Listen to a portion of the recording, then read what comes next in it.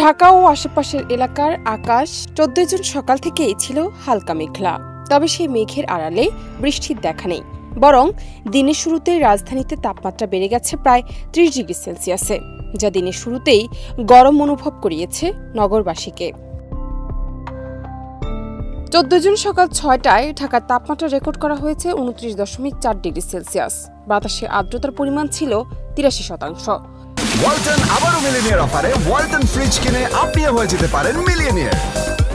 Millionaire ছড়াছড়ি দেশ জুড়ে, এটা শুধু ওয়ালটনই পারে।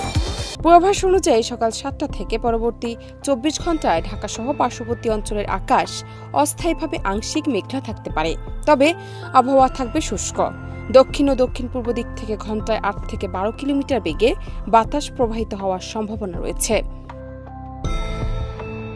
আবহাওয়া অধিদপ্তর জানিয়েছে, সারা দেশেই আকাশ আংশিক মেঘাচ্ছন্ন থেকে সাময়িক মেঘলা থাকতে পারে। দেশের 4 জেলার উপর দিয়ে ঝড়ের সঙ্গে বজ্রসহ বৃষ্টির আভাস দিয়েছে আবহাওয়া অধিদপ্তর।